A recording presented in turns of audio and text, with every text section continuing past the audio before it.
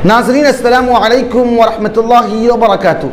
आप देख रहे हैं फिक्रो नज़र पर दिन भर की 10 बड़ी खबरें। आइए मुल्क की तमाम बड़ी खबरों पर नजर डालते हैं। कांग्रेस पार्टी के सीनियर रहनुमा और साबिक मरकजी वजीर गुलाम नबी आज़ाद ने आज नायब सदर जमहूरिया जगदीप धनखड़ से मुलाकात की। इससे कबल कांग्रेस सदर सोनिया गांधी ने उन्हें जम्मू कश्मीर में पार्टी के तशहीरी मुहिम कमेटी का सरबराह मुकर्रर किया था, लेकिन गुलाम नबी आज़ाद ने इस पेशकश को ठुकरा दिया।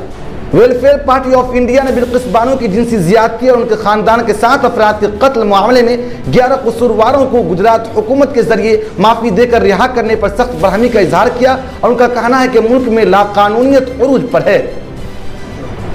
जुमेरात को रामपुर वाक़े समाजवादी पार्टी के दफ्तर में आजम खान के बेटे और रुकन असेंबली अब्दुल्ला आजम ने समाजवादी पार्टी के कारकुनान के साथ एक मीटिंग की, जिसमें उन्होंने योगी हुकूमत पर सख्त नुक्ताचीनी की।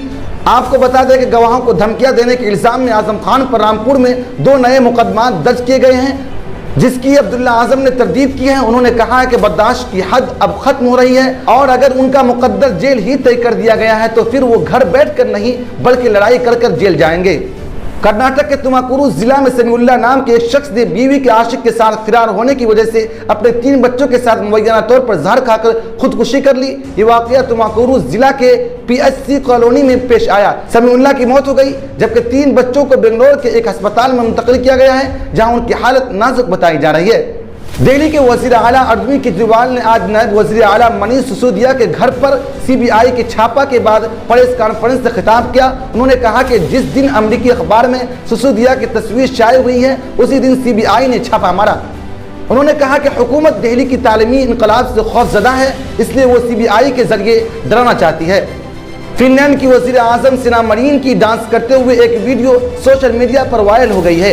पार्टी के दौरान वजीर आजम पर मंशियात के इस्तेमाल का इल्जाम भी लगाया गया है, ताहम उन्होंने मंशियात के इस्तेमाल के दावों को मुस्तरद कर दिया है।